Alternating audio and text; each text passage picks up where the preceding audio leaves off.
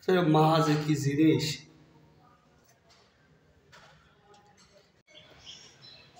আজ প্রায় 1 মাস হয়ে গেল মারে দেখি না।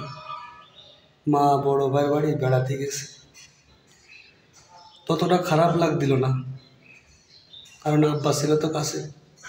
গতকালকে আব্বা চলে গেছে মার কাছে মার আনতে। কি বলবো ভাই, সকালবেলায় ঘুমিতে উঠে যায় মার ঘরের সামনে যখন গেছি, মনে হচ্ছে আকাশ ভেঙে আমার ঘাড়ের পরে পড়ল। মাও নেই আব্বাও নেই, কি করে ভালো থাকি। এখন বুঝতে পারতেছি যাদের মা বাপ নেই তারা কতটাই নয় অসহায়। আসলে কাছে থাকে তো বুঝতে পারিনি। বড় ভাই প্রায় 20 বছর ঢাকায় রয়েছে, কি করে থাকে আল্লাহ জানে। মা বাপ ছাড়া অসম্ভব। আমি মনে হয় মরে যাব যদি মা বাপ চলে যায়,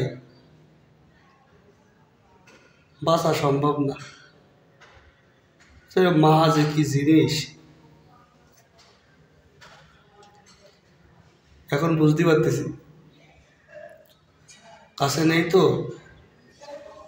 ভীষণ কষ্ট হচ্ছে।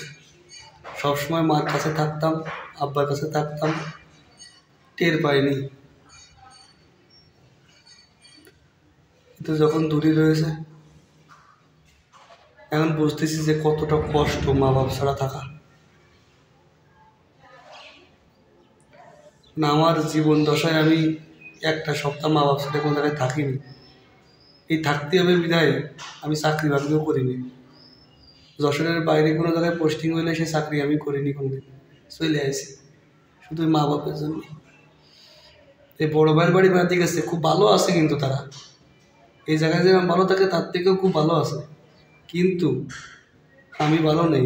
আমি মা বাবা ছাড়া থাকতে পারি না, খুব কষ্ট হয়, খুব কষ্ট হয়। তাই সবার সাথে শেয়ার করলাম যে মা বাপ যে কি জিনিস, সেই 1 মাসে হাড়ে হাড়ে টের পাচ্ছি।